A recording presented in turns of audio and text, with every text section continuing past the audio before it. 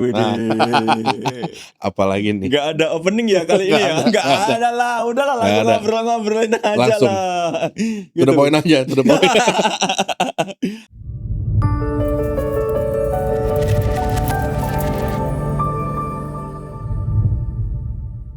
Apa kita mau bahas apa hari ini? Yang pasti kopi. Oh iya jelas. Aneh kalau kita tiba-tiba bahas mendoan sih. Benar. Walaupun enak. Enak. Tapi mendoan itu harusnya lembek atau enggak? Lembek dong. Setuju. Nah, Jadi iyalah. kalau ada mendoan yang kriuk itu belum mendoan, bukan mendoan. Bukan mendoan ya. Crime gak sih? Benar. Jadi Benar dong. penjual mendoan yang mengaku mendoan tapi kok ternyata kaku keras. Sorry, belum nyampe. Belum ya. Dan memang harus digorengnya emang setengah matang kan, Benar, sengaja kan. karena mendo itu kan artinya setengah mateng kan. Nah, itu. Setengah matengan. Kalau udah sampai kriuk sudah menyalahi falsafahnya, benar. Betul, jadi itu sudah menciderai nilai budaya Banyumas. Jadi mendoan. Kalau ada yang bahas kopi-kopian. Iya, sekarang baru masuk kopinya ya. Gini Mas, kita kan di Indonesia itu kan kopinya banyak banget kan ya. Super banyak. Super banyak banget kan. Bahkan kalau kita ngomongin dari dulu gitu, bahkan dari sejak kopi itu pertama kali datang ke Indonesia itu kan sempat Pulau Jawa itu kan sempat sangat dominan terhadap penghasil kopi terbesar di dunia bahkan pada saat itu kan. Iya. Nah, dulu itu saking dominannya kopi dari Jawa, ini bahkan mungkin sampai sekarang juga. Dulu itu orang-orang nyebut kopi itu Java. Pernah tahu itu belum, Mas? Java jelas. Adalah dan beberapa yang gua temuin itu yang pernah nyampe ke gua ya, itu salah satu yang memang punya kualitas sangat tinggi sih. Java. Itu apa? Yang akhirnya disebut Java itu apa? Kalau sekarang mungkin kalau nggak salah ya ini ya, gue juga nggak tahu banget. Pastinya part of varietas atau apa gitu. Pokoknya ininya Java gitu. Dan cukup wow sih pas gue coba. Tapi sebenarnya itu kan kalau sekarang itu memang kopi-kopi yang dari Jawa kemudian di luar negeri baru balik ke sini, atau memang itu sebenarnya dikip di Jawa aja sih, Mas? Nggak, ini for fun aja ya, Mas ya? Bukan akademik ini ya. Tapi kalau ditelisik dari perjalanan kopi itu memang dulunya sampainya di Jawa, terus kemudian dibawa melalui perdagangan keluar, ya mungkin ada yang balik lagi ke sini juga gitu, ada lagi yang balik ke sini. Dari luar itu ya memang mereka takutnya ini apa, ini Java, oh ya udah. Iya.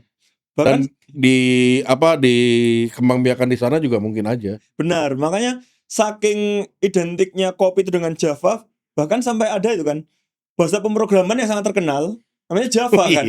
Dan logonya kopi kan. Iya, logonya kopi. Java itu logonya kopi. Jadi dunia itu memang mengenal Java itu sebagai tempat kopi banget nih. Dan sampai sekarang juga memang kopi-kopi dari Jawa juga memang oke. Tapi menariknya gini, Mas. Kan kopi itu kan datang ke Indonesia kan pertama kali di Pulau Jawa kan. Betul. Tapi kenapa sekarang terbesarnya malah di Sumatera? Serius banget ini ya? Enggak, fun aja. Maksudnya bridgingnya kelihatan serius, nanti endingnya mungkin ya. Kalau yang gue sempat baca-baca itu dulu itu ketika datang ke sini terus sebenarnya VOC itu punya blueprint tentang pemetaan Indonesia mau ditanemin apa aja, dan mereka melihat tanah yang paling cocok. Nah ternyata yang paling cocok itu memang sampai sekarang ya di Sumatera ternyata. Karena kan Sumatera kalau dilihat dari profil rasa kopinya, dia tuh memang paling lengkap, punya aroma, punya body, punya complexity, paling lengkap lah atributnya dibandingkan kopi Jawa yang lebih light, yang kayak gitu-gitu. Jadi ya mungkin karena itu juga jadi banyak sekarang di Sumatera lebih variatif ya, lebih variatif, lebih banyak banget itu. Dan mungkin tanahnya memang ya sama-sama vulkanik memang, ya sama-sama subur, mungkin secara mineral juga lebih mendukung di sana untuk menciptakan kopi yang lebih kompleks gitu. Karena ya memang kalau di kopi-kopi di Sumatera itu ya memang kayak gitu kan. Kalau misalnya di sekitar itu kawasan Danau Toba itu kan juga kawasan vulkanik juga itu kan. Betul. Kan kopi-kopi yang tumbuh di area tanah seperti itu memang bisa sangat menjadi subur kan? Pasti, karena kan itu salah satu prasyarat untuk menjadi kopi itu enak gitu. kebutuhan untuk menanam kopi. Tapi ini ada fun fact nih menarik Mas. Di Jogja, Iya. Itu kan ada Merapi. Betul. Itu kan bisa dibilang erupsinya itu hampir rutin. Iya. Nah, itu malah petaka bagi perkebunan kopi di sana, Mas. Iya, karena rutin. Karena rutin. Cuman kemarin tuh memang ini tanahnya menjadi lebih bagus karena hasil dari tanah vulkan dan lain-lain. Iya sih, bagus kalau misalnya udah sekali erupsi kelar. Tapi kalau setiap 10 tahun, itu gimana caranya kita bisa membuat kopi dari kawasan Merapi itu menjadi salah satu yang paling banyak dan paling oke gitu. Padahal kan rentang waktu tumbuh kopi kan 5-10 tahun. Sampai 10 Habis tahun. itu erupsi lagi. Habis itu erupsi lagi. Tanamin lagi mulai dari awal kapan petani makannya. Tapi kemarin sempat ada kopi yang dari Merapi itu sempat adalah di market itu ini tuh dari Merapi gitu. Dan enak. Akhir-akhir ini memang teman-teman yang di sana tuh juga memang sedang melakukan campaign untuk itu sih, kopi Merapi. Ayo kita mulai gencarkan ya biar Jawa Tengah tuh nggak cuma didominasi sama Temanggung. Iya. Dan gue yakin itu pasti bakal wow sih kopinya. Kalau bisa massal. Kalau bisa diproduksi lebih banyak lagi. Karena kan percuma enak jika hanya terbatas. Iya benar sih. Banyak sekali. Betul. Ya habis mau gimana? Alam.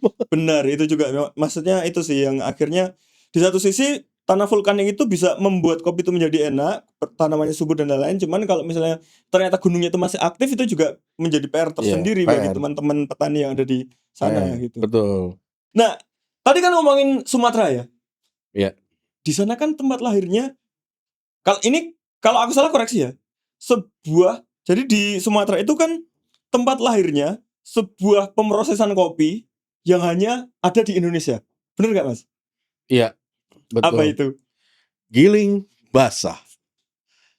Giling basah atau wet hull. Wet hull. Orang-orang ngomongnya wet hull gitu. Orang-orang di luar negeri itu memang tidak tertarik dengan wet hull atau tidak memungkinkan atau memang ngapain sih gitu sebenarnya, Mas? Wet hull itu kan terjadi juga apa ya? Istilahnya kan kebutuhan ekonomi lah ya. Bukan pengembangan, bukan eksperimental apapun gitu. Karena kebutuhan ekonomi, terus terjadilah proses pasca panen yang kita kenal dengan wet hull. Terus kemudian ternyata dari proses wet hull ini menciptakan rasa kopi yang cukup konsisten. Gitu. Ya kalau dibilang enak banget enggak, tapi ya acceptable. Di mana-mana sangat aman untuk proses wet hull ya. Ya seperti itu. Dan market kan butuh yang konsisten. Itu dia. Benar, gitu. Itu dia. Konsisten dan banyak. Iya. Dan ada terus. Iya. Benar. Kan market butuh yang itu. Kalau enak cuma setahun buat apa? Gitu. Natural kelamaan, full bus campur deh giling basah. Iya. Ya gitulah. Cuman akhirnya kalau misalnya wet hull itu membuat jadi fermentasinya belum sempurna gak sih, Mas? Wet hull itu kadar air sih, lebih ke kadar airnya ya. Lebih ke kadar air. Gitu. Jadi memang belum mencapai yang tahapan yang ideal. Gitu, sudah diproses. Betul. Gitu. Cuman ya karena keterbatasan, karena memang ingin cepat dan kebetulan banyak juga, akhirnya teknik itu yang kemudian diciptakan dan itu kayaknya terkenal di seluruh dunia deh kayaknya. Betul. Ya tapi di market juga diterima dengan baik. Benar. Produknya ya udah let's go gitu. Benar. Dan ini kan sudah terbukti bahwa wet hull itu kan istilahnya bisa dibilang cepat gitu. Kenapa negara-negara lain tuh tidak melakukan yang sama, Mas? Biar cepat juga misalnya gitu. Mungkin mereka emang pengen demen ribet aja. Ya kan? Iya ya kan? Mungkin mereka pengen demen yang ribet kayak gitu. Atau mungkin menyesuaikan iklimnya di sana. Ya, atau gitu. Mungkin petani-petani sana terlalu idealis. Oh, saya pengen specialty gitu. Saya pengen yang natural gitu ya. Yang wow, saya mengejar harga kopi saya sekian ribu $, per kilo gitu kan. Itu bisa ada yang kayak gitu, paling cuma sekian kilonya. Nah itu. Cuma kan kalau di sini kan ya mungkin juga dari luar kan melihat bahwa selain Brasil dan Kolombia itu kan Indonesia ya penghasil terbesar. Benar. Yang lain kan nggak terlalu besar juga. dan kebutuhan penyerapan kopi lokal mereka mungkin nggak setinggi Indonesia. Iya Jadi sih. ya aman-aman aja buat mereka gitu loh. Cuman kalau kemudian kita ngomongin kayak di Brasil gitu Mas, itu kan ada perbedaan kasus Mas kalau dengan di Indonesia. Kalau Brasil itu kan memang bisa dibilang area lapangnya itu banyak aja Mas. Betul. Nah itu kan juga yang bisa membuat proses-proses yang katakanlah natural itu kan lebih gampang kan, dari perkebunan ke proses untuk pasca panennya itu kan lebih mudah. Sementara di Indonesia kan bukan tebing sih, maksudnya area perkebunan kopinya itu kan curam-curam, sehingga sangat tidak maksimal, maksudnya sangat ribet jika harus dibawa turun kemudian mencari area lapang yang terkena paparan matahari terus menerus. Itu juga salah satu faktor kenapa katakan misalnya di Brasil gitu, natural aja nggak ada masalah, gitu juga nggak? Bisa jadi, dan sebenarnya berhasil dengan kayak gitu kan mereka dengan ya tanahnya yang memang banyak yang rata gitu ya, betul. lebih mendukung untuk industrialisasi kan. Mesin segala panen bisa pakai mesin. Kalau kita kan nggak bisa gitu. Mesinnya jumplangin ya kan. Jadi mereka memang secara kebun aja memang mendukung untuk langsung masuk ke industri besarnya. Gitu. Kalau di sini kan enggak ya. Cukup banyak tantangan. Banyak tantangan, bukan sulit, banyak tantangan. Cuman memang fakta bahwa kita tidak mungkin menggunakan mesin seperti yang di Brasil ya. Ya, tapi kan memang kalau kita bandingin dari rasa, Indonesia lebih wow dibanding Brasil gitu. Karena kan kalau sudah industrial kan ya rasa bisa di nomor sekiankan lah. Ternyata keribetan kita di sini juga ada value-nya. Ada value-nya, yaitu gitu. Rasa yang bisa dibilang lebih kompleks daripada wow. Jadi makanya kalau kemarin ada yang bilang, oh kopi Brasil enak-enak, bentar. Kopi Brasil banyak, iya. Kalau enak, bentar ya. Gitu iya kan? Iya kan? Lebih aku lebih percaya Kolombia enak gitu kan. Ada Brasil yang enak, ada. Bukan nggak ada. Ada betul. Cuma bentar dulu gitu kan. Tapi kayaknya kalau lawan kopi Brasil, kalau gue ya pede banget sih Indonesia mah. Secara rasa gitu kan. Iyalah, by flavor. Betul. Nah, ini aku ada sedikit, ini mungkin agak sedikit berat, cuman nggak terlalu berat banget ya Mas. Sedang berat. Sedang. Ini nanti kalau mau di-cut juga nggak apa-apa, ini kalau misalnya terlalu sensitif. Enggak gini. Jadi gini, harga kopi di Indonesia itu kan ini makin naik ya. Ya betul. Makin naik, dan sayangnya itu tidak diimbangi dengan naiknya kualitas. Iya. Kecenderungannya. Karena ya naiknya itu untuk menjaga biar kualitasnya nggak turun kan salah satunya. Aku ada kekhawatiran dengan teman-teman kemarin sempat diskusi, jika harganya itu terus naik, bahkan sampai mendekati harga kopi Brasil di Indonesia, ada kemungkinan nggak industrinya itu malah switch. Ya udahlah sekalian ambil Brasil aja, sana stoknya lebih banyak, lebih konsisten, sementara di Indonesia stoknya sedikit, harganya hampir mirip. Ada kekhawatiran itu nggak Mas? Kalau kamu menilainya Mas? Kekhawatiran tuh pasti ada lah, pasti ada. Cuma balik lagi, kopi ini kan menariknya karena kan marketnya beda-beda, ya kan, mulai dari bawah sampai kalangan atas. Betul. Kalau kita ngomongin mengganti dengan kopi Brasil, mungkin untuk pemakaian industri ya mungkin bisa. Tetapi jangan lupa juga petani-petani ini, banyak petani Indonesia ini yang emang sengaja untuk menjaga kualitasnya tinggi, itu bisa diserap di pasar specialty Indonesia gitu loh. Karena kan buat gue sekarang roastery lokal tuh keren karena mereka berani nyerap gitu. Mereka berani beli kopi-kopi lokal yang mahal gitu. Mahal karena kualitas ya. Betul, ya. Mereka udah berani nyerap itu. Jadi buat gue ya kekhawatiran pasti ada. Cuma gue juga optimis dengan roaster-roaster lokal kita, mereka berani kok kalau memang kualitasnya sebanding.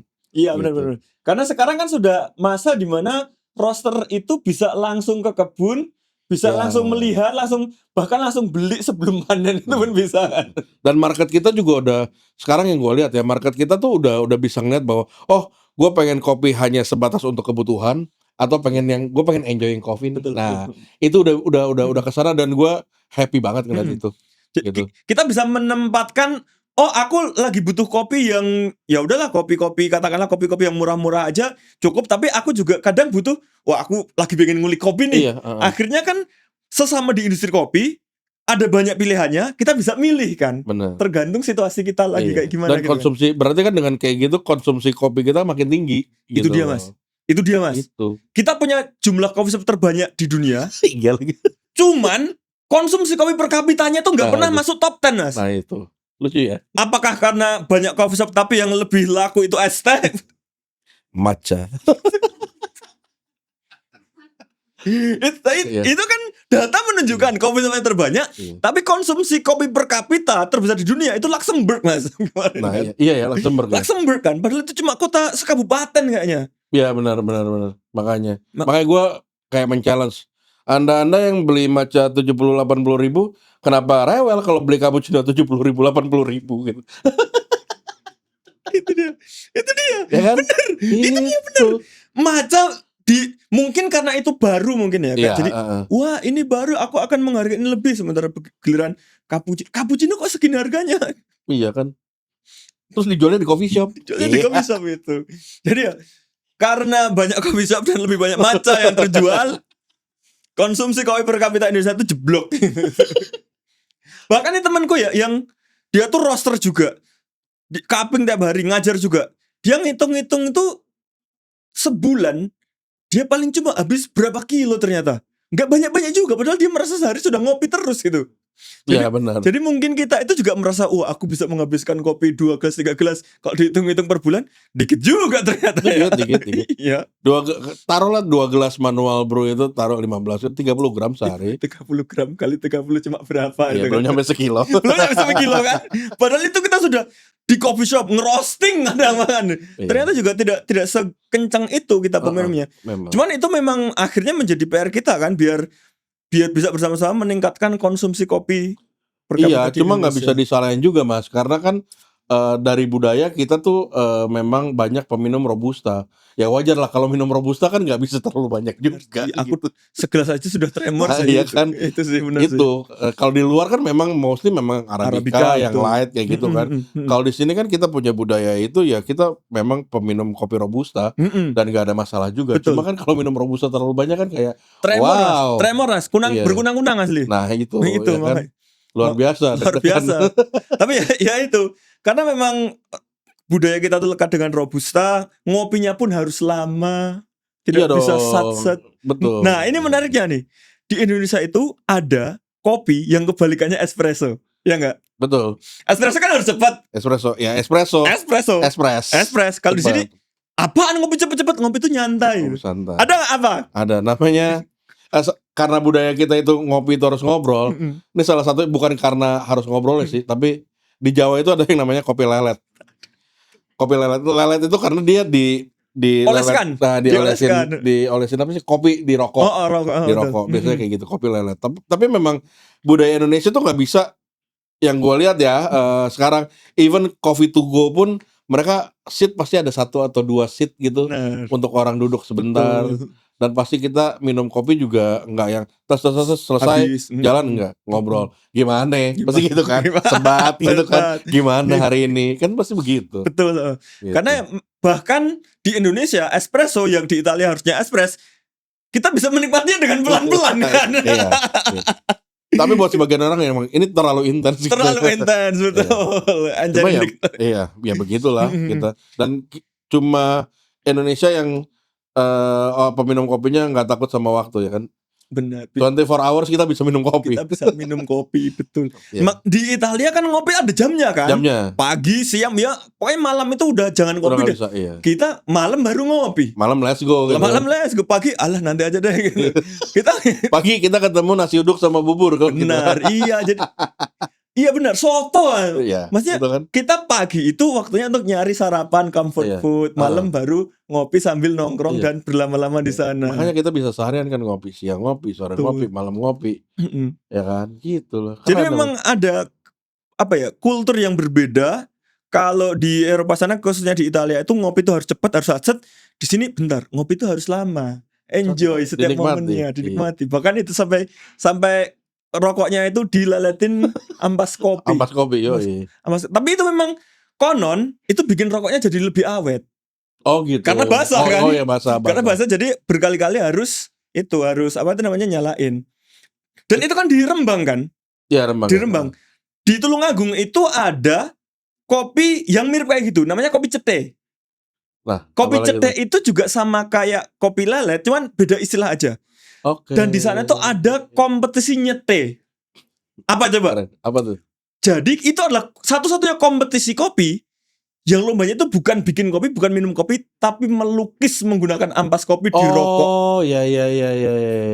Jadi ini rokok kecil itu kan, pakai jarum biasanya, ampas kopinya dibuat ngelukis di rokok itu.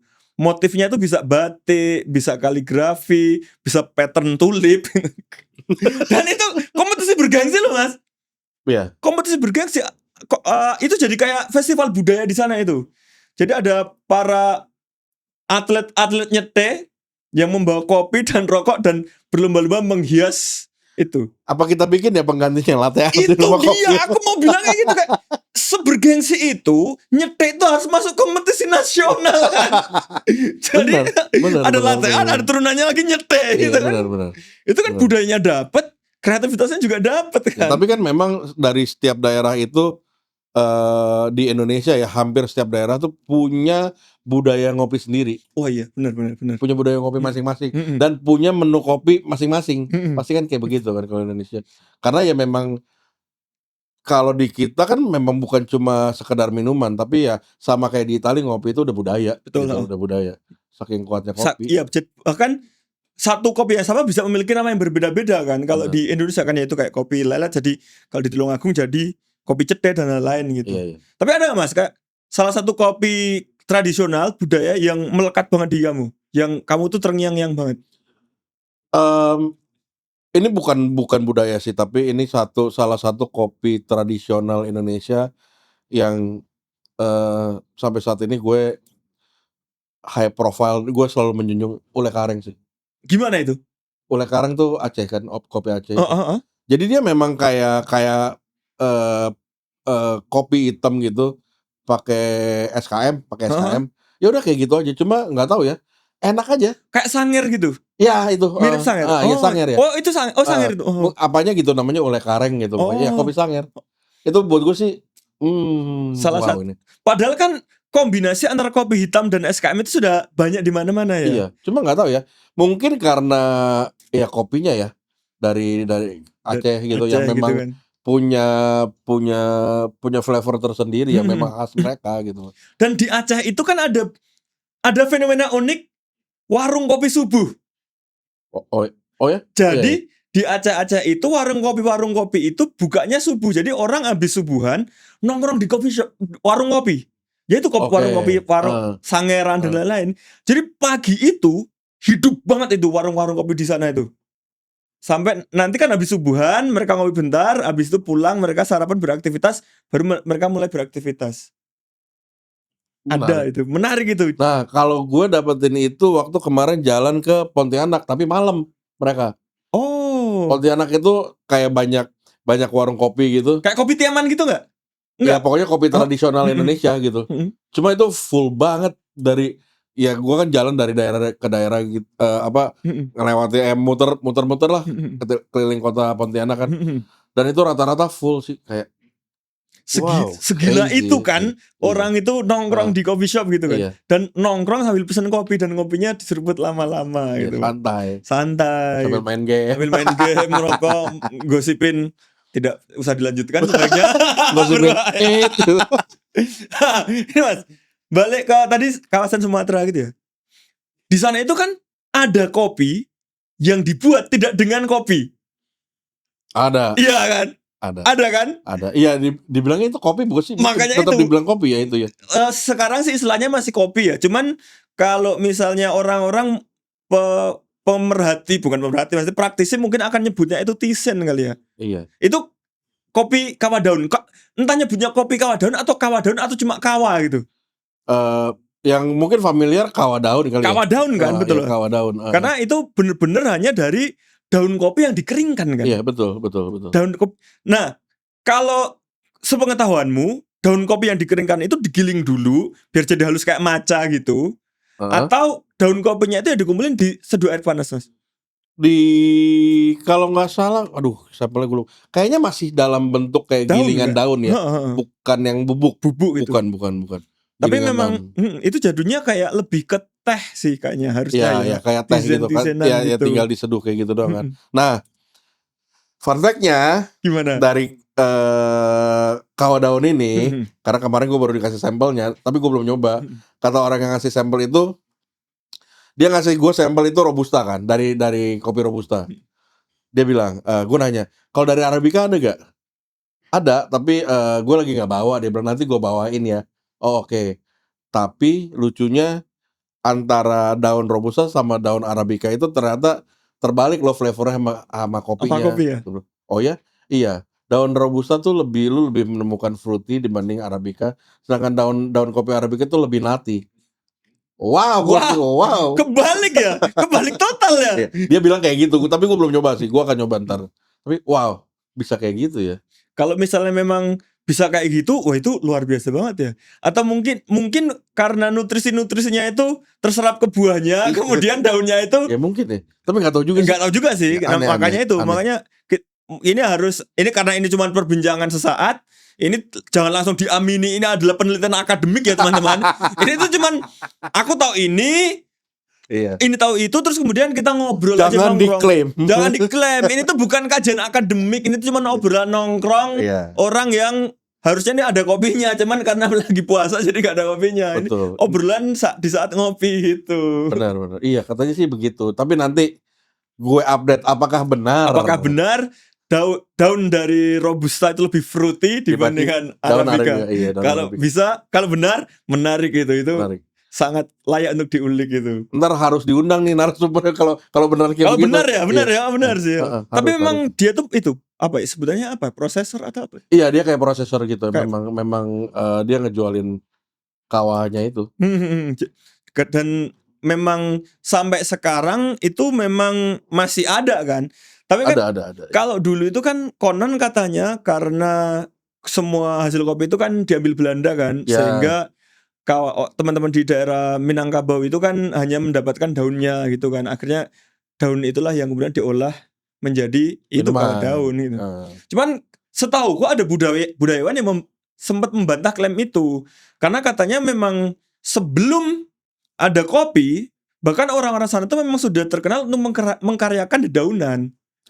Oke. Nah, jadi saat kopi itu datang, ya memang yang dikaryakan daunnya juga. Ya, jadi ada buahnya, ada daunnya. Ada buahnya, ada daunnya. Jadi ya daunnya ya dikaryakan, buahnya dikaryakan. Perkara memang kopinya diambil lebih banyak oleh pemerintah Belanda memang iya. Cuman ada itu kan ada narasi yang bilang karena terpaksa mereka hanya bisa mengolah ini. Nah, tapi budayawan itu bilang bahwa bukan terpaksa, memang budaya dari sana itu memang mengkaryakan dedaunan itu menjadi minuman-minuman gitu. Iya, kalau sejarah pusing ya soalnya kan. Karena kan ada kepentingan yang harus bisa berbeda juga. Sebaiknya jangan dilanjutkan. Iya, benar. Karena kan kita juga bukan sejarawan. Betul, kita juga bukan sejarawan. Kita kan juga denger gitu kan, obrolan nongkrongan. Katanya mah begitu. Validnya gimana tanya sejarawannya. Validnya gimana ya, searching lah udah banyak. ChatGPT lah ya bisa. Tapi gini Mas, tadi kan sempat membahas kopi-kopi Sumatera, sempat membahas tentang itu apa namanya area perkebunan kopinya gitu. Tapi ternyata area perkebunan kopi paling tinggi di Indonesia itu nggak di Sumatera. Iya nggak? Harusnya nggak. Harusnya nggak kan? Harusnya di kawasan Papua kan? Di mana itu ya? Di Wamena, yes. Gue nggak tahu tapi pakai Papua area sekitar situ kan, tinggi kan.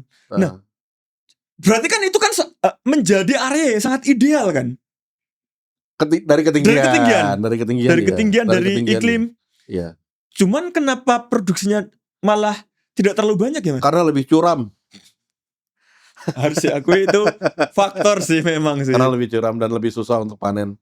Kalau ketinggian memang ideal, tetapi mungkin secara kontur tanah tuh nggak ideal untuk benar. Jadi panen gitu loh. Betul, secara ketinggian itu tinggi yang ideal, tapi yang nggak gini juga kan. Nggak gini juga dong gitu.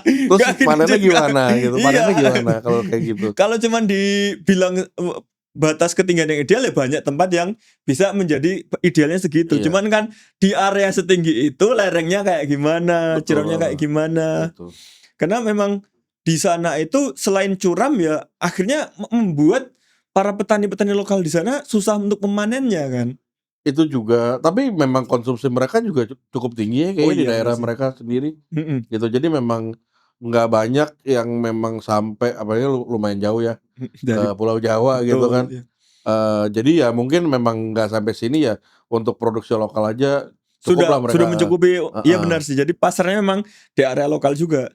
Iya. Ditambah industrinya sana kan juga kopinya juga hidup kan. Tapi kan enak tuh kopi Papua tuh enak benar. Mungkin ini juga terjadi, orang-orang Papua bertanya-tanya, katanya Jawa itu kopinya banyak kok nggak sampai sini. Mungkin gitu juga ya. Mungkin gitu juga. Karena kan sudah kita habiskan di sini dulu gitu kan. Mungkin juga. Mungkin juga. Jadi makanya yang di Jawa dapatnya Temanggung lah, Ijen gitu kan. Iya, familiar yang kita familiar yang orang-orang di Papua sana ya kok kopi-kopi Ijen nggak sampai sini gitu. Sangat familiar kalau kita di Jawa. Mungkin kasusnya juga kayak gitu. Mungkin terjadi. Tapi kayak nggak tahu ya. Gue memang cukup kangen sih sama kopi Papua sih. Ih benar, udah lama banget nggak beredar di sekitar sini gitu. Dan dari tahun ke tahun tuh ya kalau nggak tahu ya mungkin akses gue juga agak sulit. Emang nggak banyak gitu loh, nggak banyak yang nawarin. Ya nggak banyak yang nawarin dan nggak itu juga karena memang mungkin juga panennya terbatas juga atau enggak ya kita nggak pernah tahu ya. Iya mungkin ini makin turun nih. Iya nih. udah aman. Udah mas. Udah nggak perlu inframe mas. Nggak perlu inframe. Santai. Berarti kan memang bisa dibilang kopi Papua itu agak goib ya sekarang ya. Kalau di Jawa. Iya. Kalau di Jawa. Tapi ada kalau di acara-acara kopi gitu sempat ada. Mungkin koperasi kali ya yang mewakili untuk kopi Papua gitu.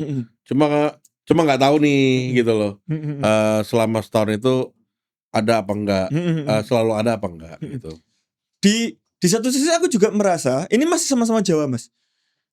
Ini nggak sampai Jogja atau gimana. Kopi-kopi Jawa Barat kenapa agak turun ya? Atau gimana? Kalau agak turun gimana nih? Agak bukan kualitasnya ya. Jumlahnya, populasinya. Kalau nggak nyampe Jogja masa sih? Masnya di Jogja itu tetap justru malah lebih banyak kopi-kopi Sumatera, kopi-kopi Temanggung, kopi-kopi Ijen gitu.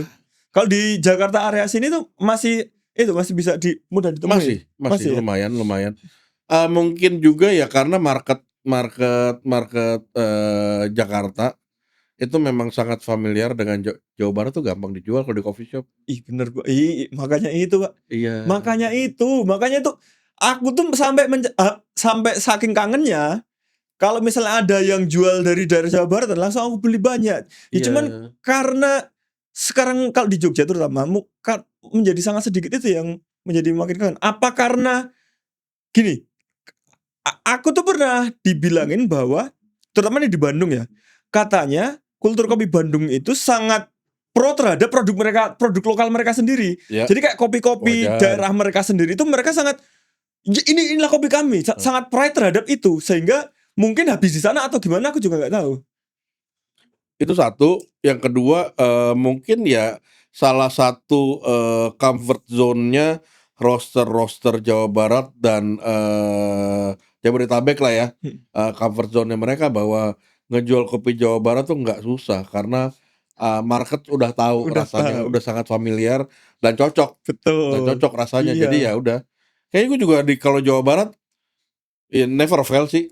Makanya itu kan jadi kan karena sudah proven lebih gampang dijual, lebih cepat laku, lebih best seller mungkin gitu aja sih. Dan kayak ya mungkin roster sini tuh udah pede kayak oh ya udah gua ambil sekian ton ya udah gitu. Karena udah pasti diserap sama market gitu. Salah satu kopi Jawa Barat yang paling aku rindukan itu Puntang.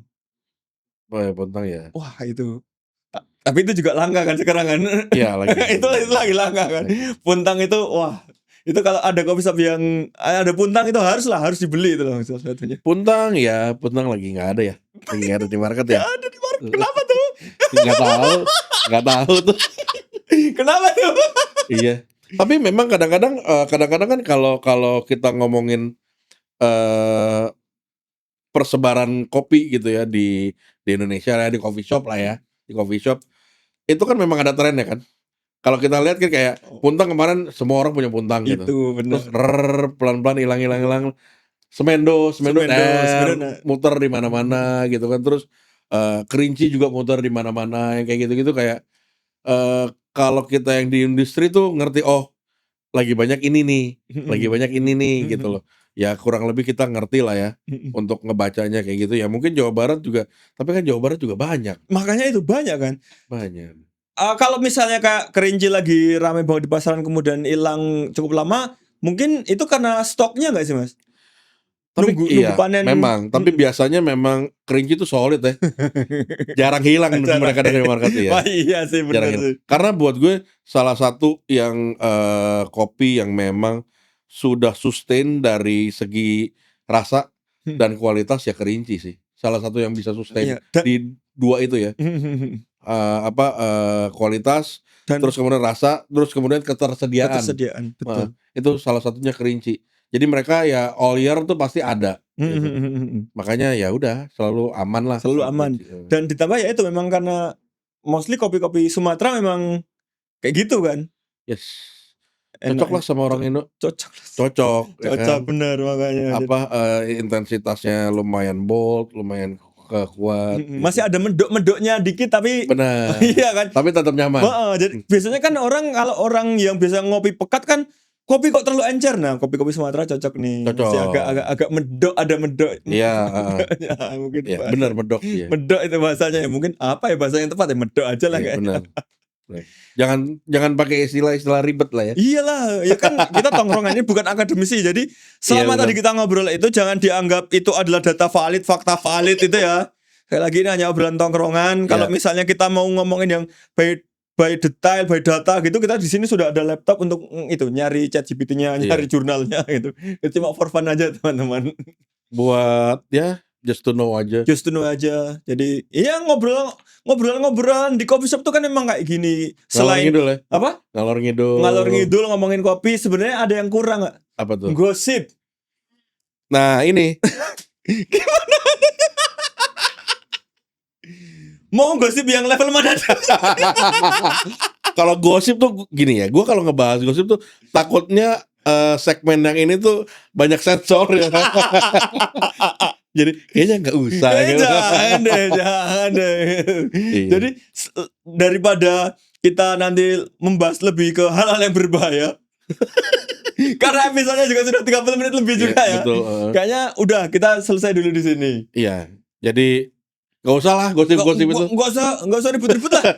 Udah masukin footage, B-roll, closing. Bye.